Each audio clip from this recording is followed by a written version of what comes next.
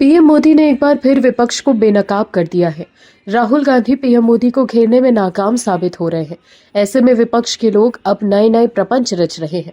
राहुल गांधी के फेल होने के बाद अब अभिजीत दीपके और सीजेपी के लोग बीजेपी को घेरने की कोशिश कर रहे हैं। वहीं अरविंद केजरीवाल भी जेनजी को उकसाकर मोदी सरकार को घेरने की कोशिश कर रहे थे, लेकिन अब इसके साथ राहुल गांधी से लेकर दीपके और केजरीवाल सबके मंसूबों पर पानी फिर गया है।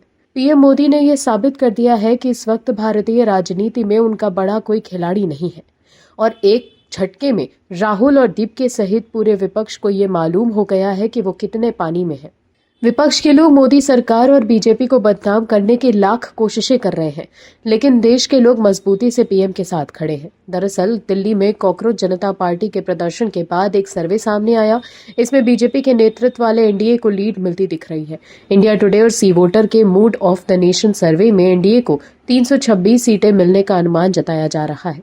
वहीं कांग्रेस के नेतृत्व वाले इंडिया गठबंधन को 185 सीटें मिलती दिख रही हैं, जबकि अन्य दलों को 62 सीटें मिलने की बात कही गई है। यानी इस सर्वे से साफ है कि अगर देश में आज लोकसभा चुनाव हुए तो केंद्र में एनडीए को बहुमत मिलेगा। 1 जुलाई से 25 अगस्त 2026 के बीच हुए इस सर्वे के मुताबिक अगर आज लोकसभा चुनाव हुए तो एनडीए को 45% वोट और इंडिया गठबंधन को 39% वोट, अन्य को 16% वोट मिलेंगे।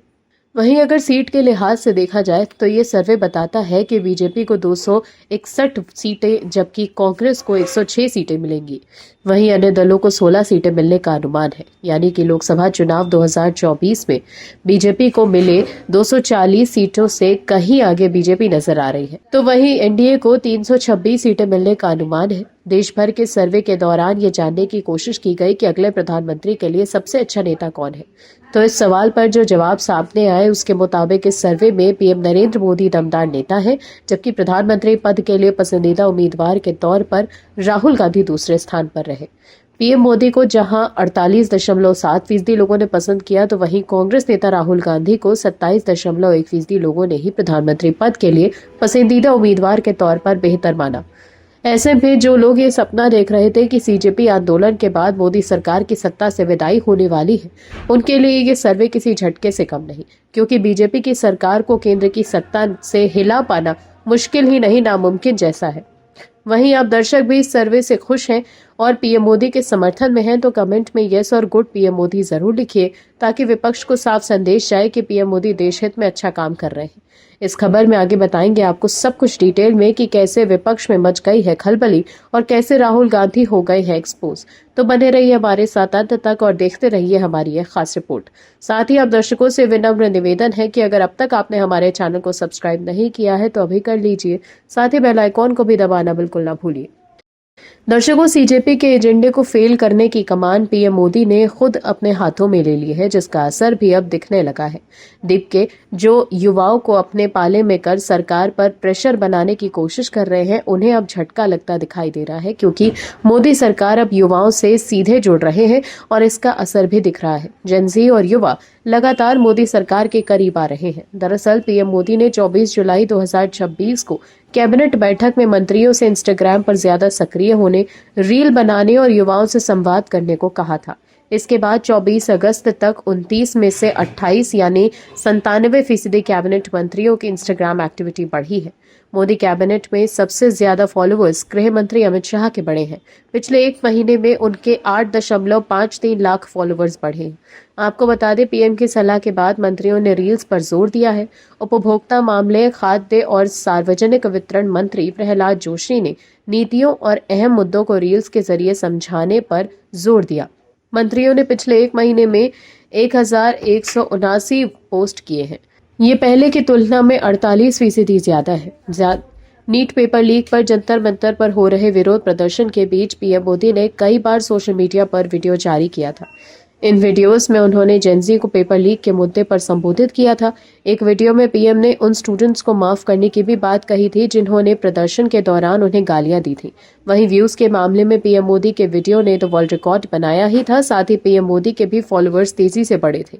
ऐसे में अब जिस तरह से युवा पीएम मोदी और मोदी सरकार के मंत्रियों से सोशल मीडिया पर जुड़ते दिखाई दे रहे हैं, उससे साफ है कि दीपके की दाल नहीं गलने वाली, क्योंकि एक तरफ जहां इंस्टाग्राम पर पीएम मोदी और सरकार के मंत्रियों के फॉलोअर्स बढ़ रहे हैं तो वहीं सीजेपी के फॉलोअर्स कम हो रहे हैं।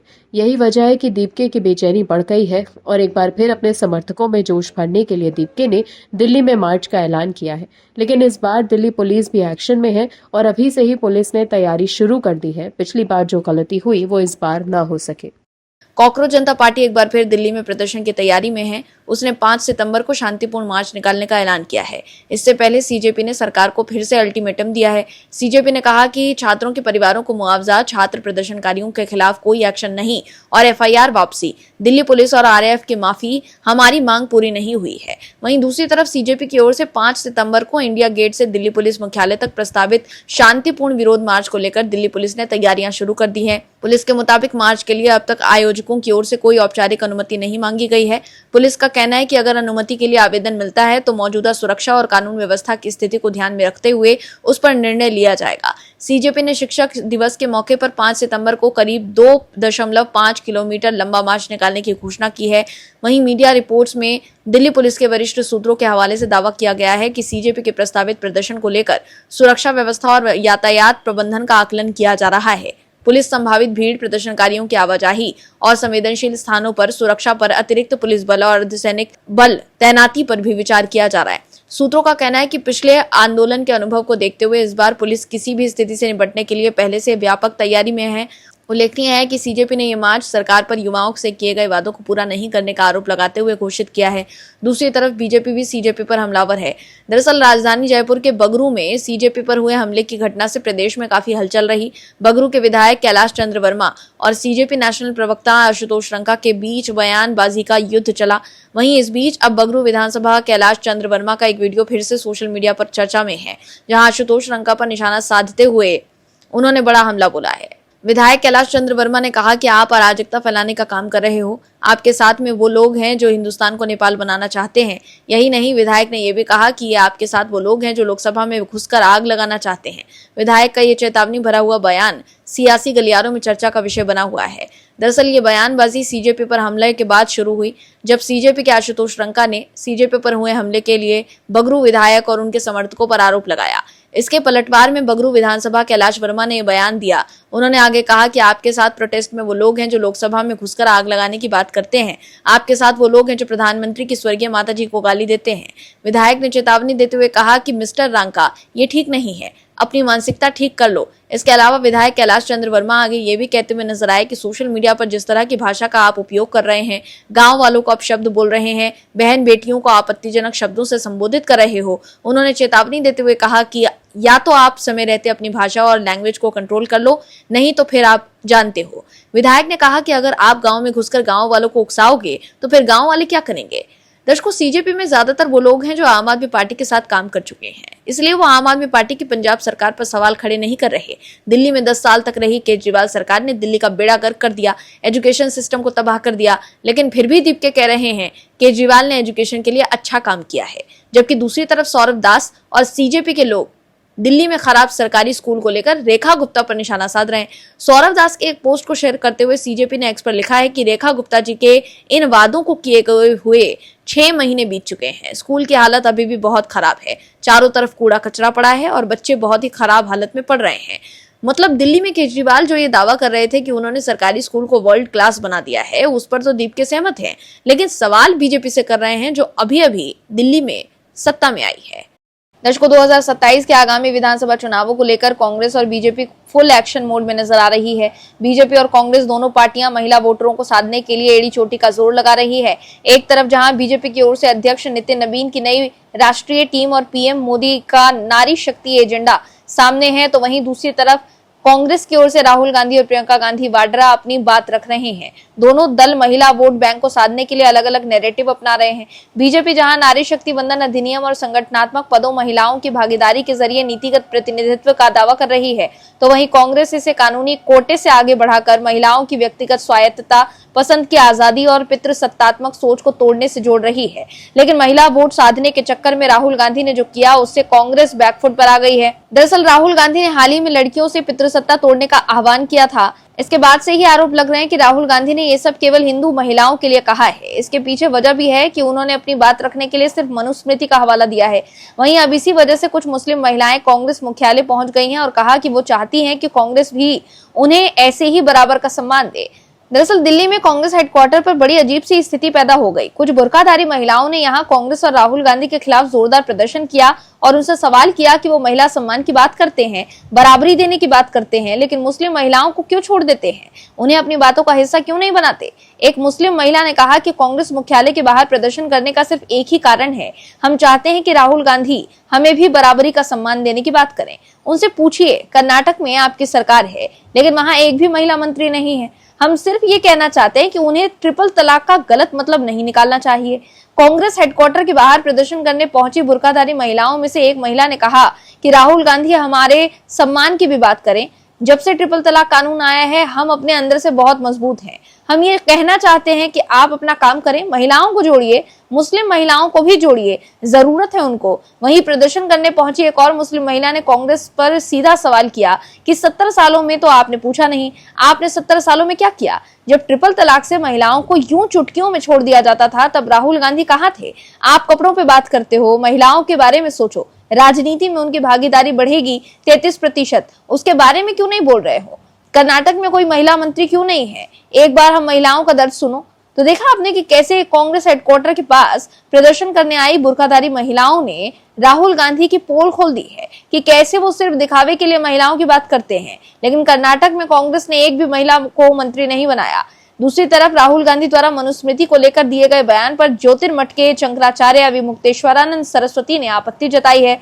शंकराचार्य अभिमुक्तेश्वरानंद ने राहुल गांधी पर मनुस्मृति में कही गई बातों को गलत तरीके से पेश करने का आरोप लगाया है। शंकराचार्य ने कहा कि राहुल गांधी बार बार मनुस्मृति के खिलाफ बोलते हैं, लेकिन जिन बातों का उल्लेख वो करते हैं उसे लेकर कोई ठोस उदाहरण नहीं दे पाते। शंकराचार्य ने कहा कि अगर वो राहुल गांधी अपने बयान के लिए माफी नहीं मांगते तो कांग्रेस के खिलाफ हिंदू बहिष्कार की मुहिम चलाने पर विचार करेंगे। वहीं दूसरी तरफ बीजेपी सांसद निशिकांत दुबे ने भी राहुल गांधी पर निशाना साधा है। निशिकांत दुबे ने एक्स पर राहुल गांधी की दादी इंदिरा गांधी की शादी की तस्वीर शेयर कर लिखा है कि पारसी धर्मगुरु द्वारा फिरोज गांधी जी और इंदिरा गांधी जी की शादी 1942 में संपन्न होने के बाद राहुल गांधी जी आप जनेऊ धारण क्यों करते हैं? आपका धर्म पारसी है, यही बाबा साहब अम्बेडकर जी का संविधान कहता है। आप संविधान हाथ से लेकर रोज झूठ क्यों बोलते हो?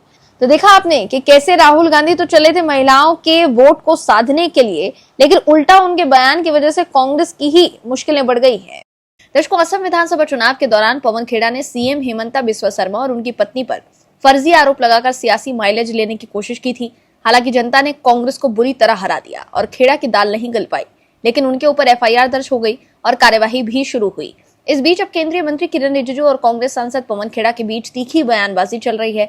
दोनों किसी न किसी मुद्दे पर एक दूसरे पर निशाना साधते रहते हैं। किरण रिजिजू ने पवन खेड़ा पर आरोप लगाया है कि असम विधानसभा चुनाव के दौरान पवन खेड़ा ने मुख्यमंत्री हेमंता बिस्वा शर्मा और उनकी पत्नी रिनिकी भुइयां शर्मा पर राहुल गांधी के कहने पर झूठे आरोप लगाए थे। इसी बीच किरण रिजिजू और असम के मुख्यमंत्री हेमंता बिस्वा शर्मा ने मुलाकात की है। वहीं असम के मुख्यमंत्री हेमंता बिस्वा शर्मा ने सोशल मीडिया पर केंद्रीय मंत्री किरण रिजिजू से मुलाकात की फोटो शेयर की है।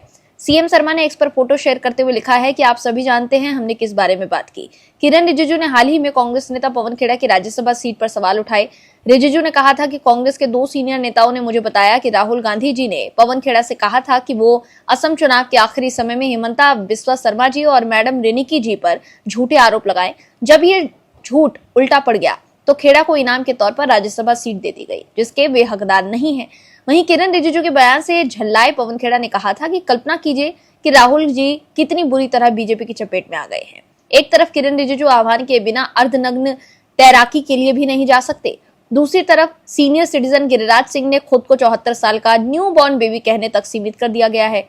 वहीं पवन खेड़ा को जवाब देते हुए किरण रिजिजू ने कहा था कि प्रिय पवन खेड़ा, अगर आप आधे अधूरे कपड़ों में स्विमिंग करने की बात करेंगे तो मैं सीएम हेमंता बिस्वा शर्मा जी से आपके अनुशासनहीन व्यवहार की शिकायत करूंगा।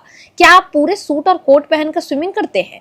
वहीं रिजिजू के साथ अपनी तस्वीर शेयर कर सीएम हेमंता बिस्वा शर्मा ने जो पोस्ट किया है उससे सवाल उठ रहे हैं कि क्या पवन खेड़ा पर कार्यवाही शुरू होने वाली है। दर्शकों, राहुल गांधी के स्मैश द पेट्रियार्की यानी पितृसत्ता को खत्म करने की बात तो करते हैं, लेकिन पवन खेड़ा ने सीएम हेमंता बिस्वा शर्मा की पत्नी रिनिकी भूया शर्मा यानी एक ऐसी महिला पर फर्जी आरोप लगाया था और उस महिला को बदनाम करने की कोशिश की थी जिनका राजनीति से कोई लेना देना नहीं है। वहीं जब कार्यवाही शुरू हुई तो पवन खेड़ा कार में मुंह छुपाकर भागते दिखे थे। हाईकोर्ट से भी उन्हें झटका लगा था। दूसरी तरफ सुप्रिया श्रीनेत पर भी बीजेपी ने महिला का अपमान करने का आरोप लगाया है। दरअसल बीजेपी सांसद बांसुरी स्वराज ने राहुल गांधी पर झूठा नैरेटिव सेट करने का आरोप लगाते हुए पुणे में छात्रों की गूंज कार्यक्रम को लेकर पितृसत्ता को खत्म करो के मुद्दे पर निशाना साधा है। उन्होंने कहा कि इससे पूरी तरह सहमत हूं, लेकिन राहुल गांधी से पूछना चाहती हूं कि इस मुद्दे का यह नारा पुणे के स्टेज तक ही सीमित रखते हैं। इसके अलावा कंगना रनौत समेत तमाम मुद्दे बांसुरी ने अपनी प्रेस कॉन्फ्रेंस में गिनाते हुए लोकसभा नेता प्रतिपक्ष पर निशाना साधा है। बांसुरी स्वराज ने कहा कि जब हमारी मंडी की सांसद कंगना रनौत जी को टिकट मिला तब कांग्रेस पार्टी की एक महिला नेता सुप्रिया श्रीनेत ने सोशल मीडिया अकाउंट से अभद्र टिप्पणी की थी। याद है आपको? रेट पूछा गया था, तब राहुल गांधी ने चुप्पी साध ली थी। मैंने ही इस मामले के खिलाफ शिकायत की थी। तो देखा आपने कि कैसे बीजेपी ने राहुल गांधी को सुप्रिया श्रीनेत से लेकर पवन खेड़ा के मामले तक पर घेर लिया है।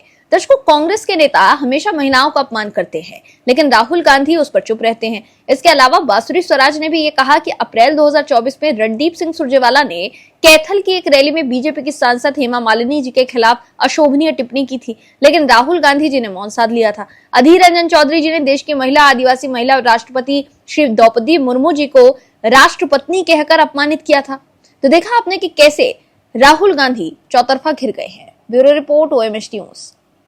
आप दर्शकों से विनम्र निवेदन है कि चैनल को सब्सक्राइब जरूर करें